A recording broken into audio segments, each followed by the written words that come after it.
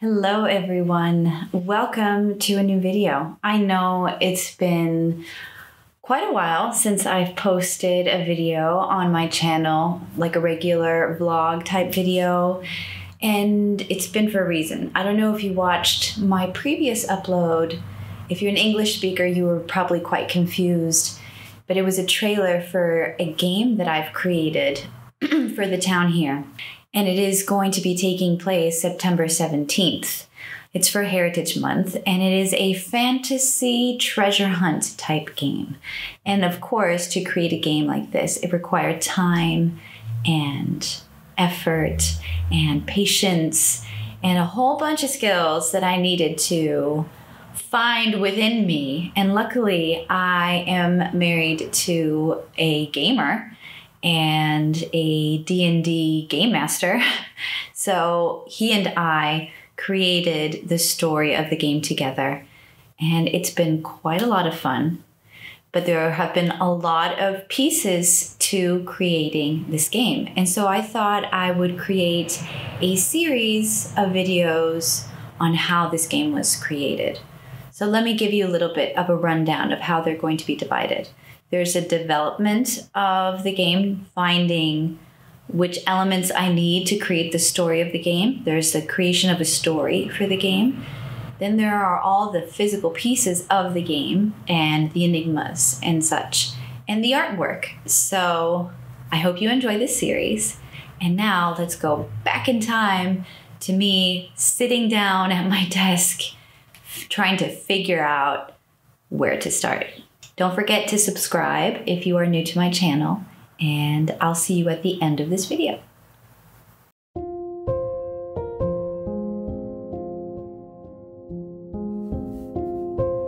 Hello everyone, welcome to a new video. I know it's been a while since I've posted a vlog, and it's for good reason.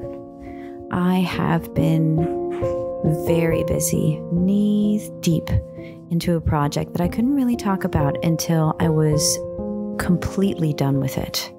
And there are many reasons why I didn't want to share my progress on this project. One were fears and nerves. Another was because I just did not have the mind width, the mind space, the mind capacity, whatever you want to call it, to sit down and edit a video that I did not need to make at the moment when I had so many steps to follow. And 3, because I wanted to have a complete series of videos to show you the progression and development of creating a game. This isn't a board game or a card game. It's a fantasy treasure hunt adventure game, let's call it, because it's not really an escape room, because it's not in a room, but there are puzzles and riddles and enigmas that you have to solve, and there is a fantasy story behind it. I have always loved creating games, and I have always loved creating stories, so combining the two seemed like the perfect thing for me. This all started when I approached the mairie here in Plusané with an art project. I thought that they would really like the idea of creating a little zine, having like a workshop for kids, teenagers, adults, of just, you know, an imaginary setting and drawing it and learning how to make a little booklet out of one sheet of paper. I think books are magical, and they loved the idea. And while we were sitting in that meeting, the idea of creating a game for their National Patrimony Day, I think would be the English translation. It's a weekend in September where you go to historical sites or very important monuments or places of a city and you enjoy them. And here in Plusané, we have the lighthouse of the Petit Minou. I've spoken about it, I've painted it on many occasions, so you are probably, if you have followed me for a while, are familiar with the Petit Minou. So sitting in that meeting, my mind already started to run around with different ideas. I presented 2 ideas to the mairie, and they picked the fantasy historical one. The starting point was one of many ideas, and it was a very loose creation. And at this point that you see me sitting here, I wasn't really sure where it was going to go. But I needed to create images and text to try to find the story. Because once you have the story, you know how it begins, what happens in the middle, and what happens in the end. You are able to figure out what parts are going to be the puzzle and what the solutions are. However, to get to that point, I needed a lot of time. I needed a lot of stressful nights and sleepless nights, and I needed the help of none other than my husband. He luckily had the skills to help me, but I'll get into that later on. I wasn't the sole person that created this game.